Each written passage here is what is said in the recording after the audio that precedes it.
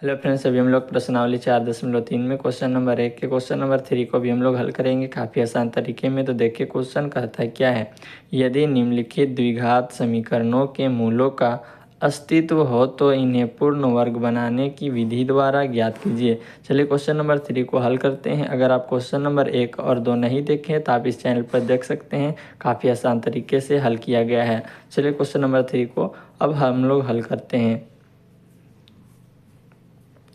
यहाँ पे देखिए लिखेंगे यहाँ ए की जगह में क्या है 4, तो हमें सिर्फ क्या लिखना है, अचर पद लिखना है 4। बी इक्वल टू 4√3 क्या है 4√3 और सी इक्वल टू क्या है 3, तो हमें 3 लिख देना है इस प्रकार से। अब देखिए इसका एक फॉर्मूला होता है जिसे हम क्या बोलते हैं, विविक्तर। उसे हम लिख लेते हैं विविक्तर को हम डी से भी सूचित करते हैं, जिसका फॉर्मूला होता है b² - 4ac। ये फॉर्मूला आपको याद होना चाहिए, काफ़ी आसान है। b² - 4ac, d equal to b² - 4ac। अब b के जगह में क्या दिखाई दे रहा है 4√3, तो हमें लिखना है यहाँ पर 4√3 का यहाँ पे स्क्वायर है तो हमें स्क्वायर लगा देना है, माइनस है तो यहाँ पे माइनस लगाएंगे। अब ध्यान से देखिए 4 है तो हम क्या लिखेंगे 4। ए में ये सब मिले हुए हैं, मतलब कि गुना में है तो गुना का साइन लगाएंगे। ए का मान क्या है 4, हम यहाँ पे लिखेंगे 4। फिर गुना का साइन लगाएंगे तो सी का मान क्या है 3, तो हम यहाँ पे लिखेंगे 3। आप समझ चुके होंगे। उसके बाद देखिए 4 का स्क्वायर हम करते हैं तो क्या होगा 16, और 3 का स्क्वायर जब हम 3 से करेंगे तो 3 रूट गुने 3 रूट, हम इसको क्या 3 लिख सकते हैं, अब जानते होंगे। तो इसमें कुछ नहीं तो गुना का साइन, और यहाँ पे हम 3 लिखेंगे। जब √3 को 3 से गुना करते हैं, मतलब √3 का जब स्क्वायर होता है तो हम 3 लिख सकते हैं, माइनस 4 चौके 16 गुने 3।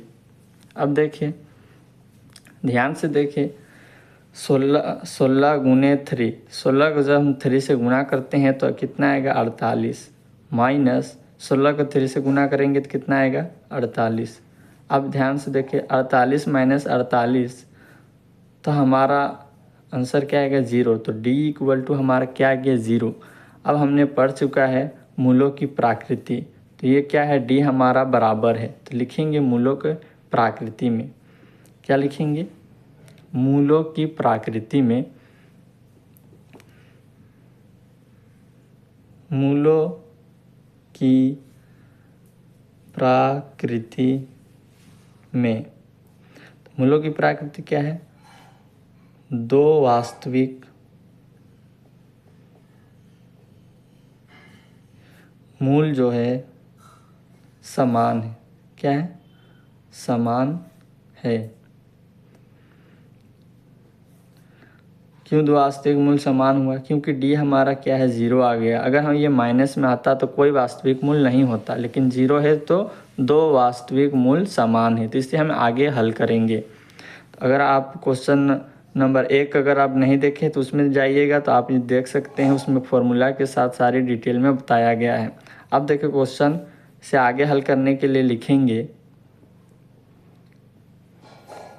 द्विघात सूत्र। इसका एक फॉर्मूला होता है द्विघात, काफ़ी आसान है, आप समझ जाइएगा तो बनाना आसान होगा। द्विघात सूत्र जिसे हम 1 से भी डिनोट करते हैं, द्विघात सूत्र में 1 से डिनोट करते हैं, जिसका फॉर्मूला होता है -b + -√d।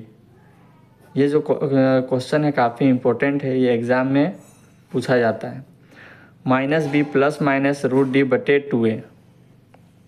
अब देखिए -b तो लिखेंगे हम माइनस b का मान क्या है, तो b का मान हमने पढ़ा है यहाँ पर ही 4√3 है, तो हम यहाँ पे लिखेंगे 4√3 प्लस माइनस है, देखिए प्लस और माइनस है, यहाँ पे √d है, तो √d का मान क्या था हमारा 0, तो यहाँ हम 0 दे देंगे, तो इसका कोई वैल्यू नहीं रहा, सिर्फ ये हमारा ये बचा। नीचे हम लिख देते हैं 2 गुनी a का मान क्या है, तो a का मान हमारा है 4, तो हम यहाँ पे लिखेंगे क्या 4। अब ध्यान से देखना है, x इक्वल टू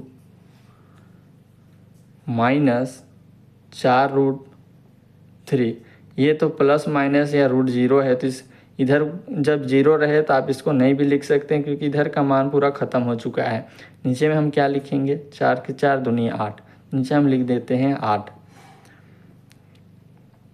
दो वास्तविक मूल समान है, समान है इसका मतलब क्या है कि इसका जो मूल आएंगे दोनों के दोनों बराबर रहेंगे, एक ही रहेंगे, समान रहेंगे। तो चलिए इसका 4 है यहाँ पे, नीचे 8 है, तो ये कट जाएगा, 4 एकम 4, 4 दूनी 8, ये कट गया। तो इसका आंसर क्या आया, x इक्वल टू लिख सकते हैं -√3/2, और एक बार लिखेंगे -3√2। अब हम 2 बार क्यों लिखे, क्योंकि हमारा यहाँ पे क्वेश्चन ही बोलता है दो वास्तविक मूल समान होंगे, दो वास्तविक मूल, तो हमारा दो वास्तविक मूल क्या है, समान है, दोनों क्या है माइनस में है और दोनों सेम है, तो ये हो जाएगा हमारा आंसर। हेलो फ्रेंड्स, अगर वीडियो आपको अच्छी लगी हो तो लाइक करें, सब्सक्राइब करें, क्योंकि आने वाला नोटिफिकेशन आपको सही समय पर मिलता है।